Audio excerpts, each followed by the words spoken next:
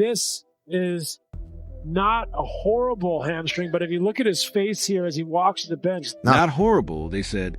Then the MRI came back. Grade 2 tear. Season over. Luka Dončić collapsed on national TV, and the ridicule started instantly before he even made it to the locker room.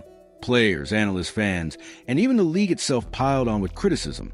But the real story behind it is deeper and far more serious than it first appeared. It all went down on April 2nd, 2026, when the Los Angeles Lakers traveled to Oklahoma City for a crucial late-season Western Conference matchup. This wasn't just another game. The Lakers were 50-27, sitting third in the West, already Pacific Division champions, and still fighting to secure home court advantage in the playoffs. Leading the charge was Luka Dončić, who was putting together a historic season. He topped the league in scoring with 33.5 points per game, ranked third in assists with 8.3, and was second among guards in rebounding with 7.7. His March run was legendary, over 600 points, something only a handful of players have ever done. He dropped 30-plus points in 13 straight games, had 7 40-point outings, including a 51-point explosion against Chicago and a 60-point performance in Miami.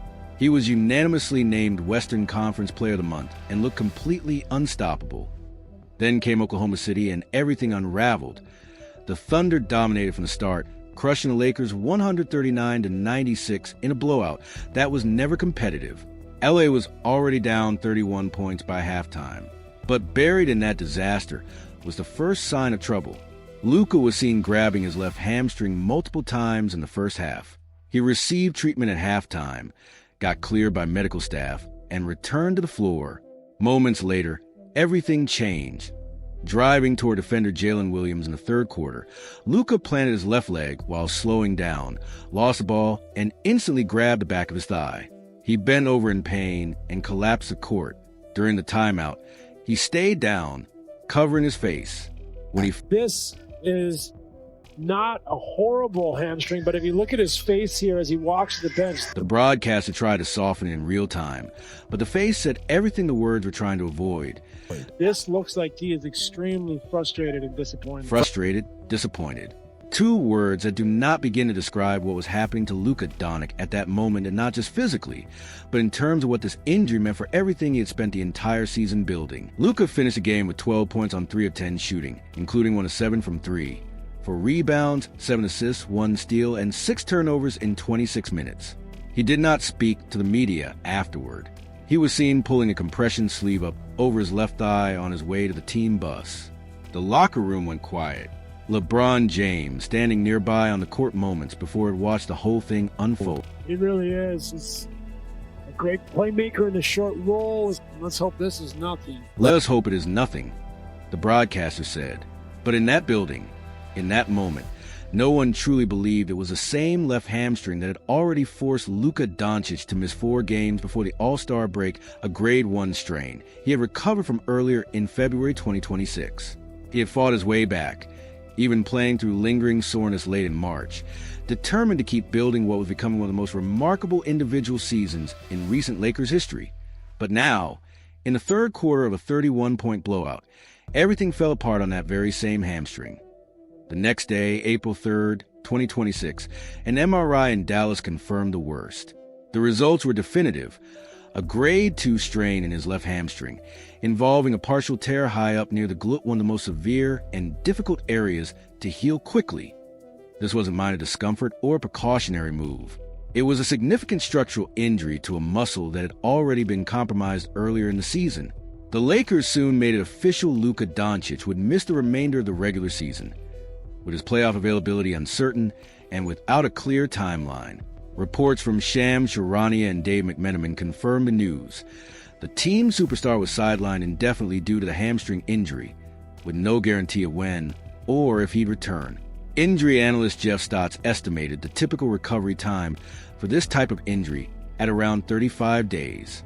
With the playoffs set to begin on April 18th, the math painted a grim picture. A full recovery timeline would push Luka's return to around early May, well beyond the first round, and possibly not until the middle of the second. Even in the best-case scenario, he'd be stepping back onto the court deep into the postseason, against teams that would have had weeks to prepare for a Lakers squad without him.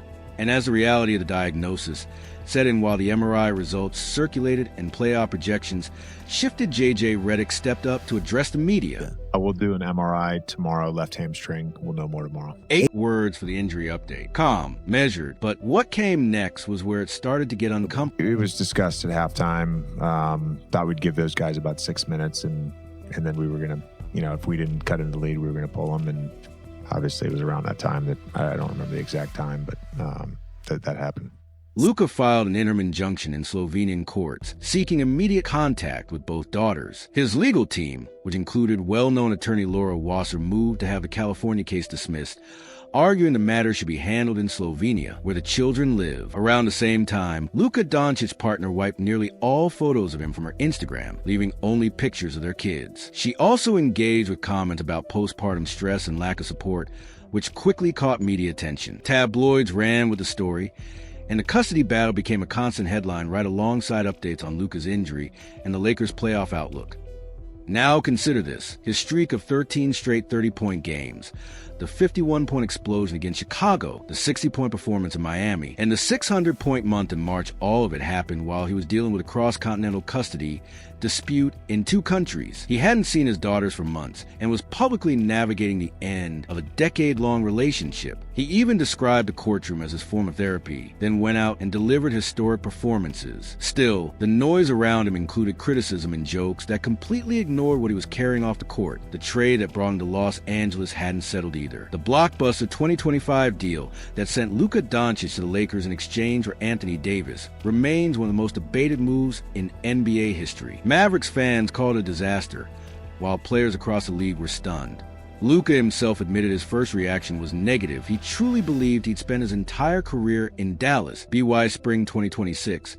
The Dallas Mavericks were struggling near the bottom of the standings, while tensions around the trade were still boiling. Mark Cuban publicly suggested that Jason Kidd had a role in pushing the deal, and Kidd fired back, signaling that the drama in Dallas was far from over.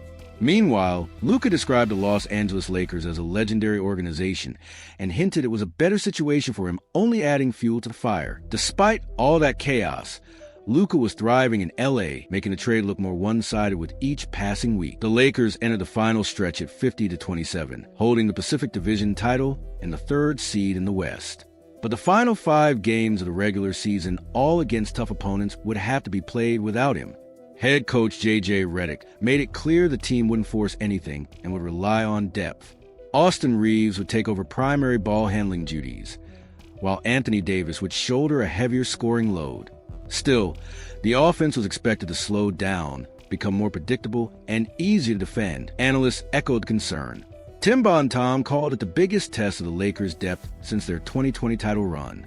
Jake Fisher put it bluntly: without Luka's presence, the Lakers dropped from elite to simply very good, capable of winning a first-round series, but vulnerable against stronger competition. Projection models from ESPN 538 and NBA.com painted a bleak picture.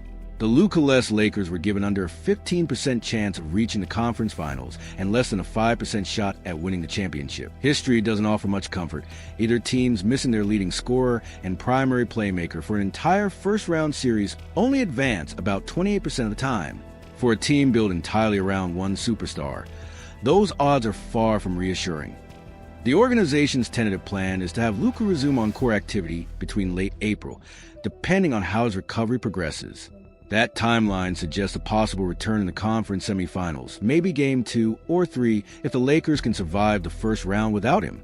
And based on most projections, that's far from guaranteed. And we'll try to update it with you with Cash when we come back on Prime. They came back. They gave the update, and it was every bit as bad as the floor had suggested. The full picture of what Luka Dončić is carrying into this playoff run or watching from a training room is not one that lends itself to jokes. A grade 2 partial tear on a previously injured hamstring. A 35-day average recovery timeline. A custody battle in 2 countries over 2 daughters he has not seen in 4 months. A trade that ended his time with the only organization he ever knew. A 65-game eligibility rule that is 1 game away from stripping him of recognition for one of the most dominant individual seasons the NBA has produced in years. A coaching decision that people are still furious about. A weight narrative that never fully went away, and a public that in a meaningful portion greeted his worst moment of the season not with sympathy, but with contempt. Without all NBA recognition, Luka Dončić would join a list of just 2 players in NBA history who led the league in scoring without being named to an all-NBA team. That is the stakes of the eligibility challenge. That is what one game means. And that challenge, the extraordinary circumstances, filing was still pending as of April 4th, 2026, with no guarantee of approval. He went to the locker room. He pulled the sleeve over his leg. He got on the bus. He said nothing. And the clowning continued.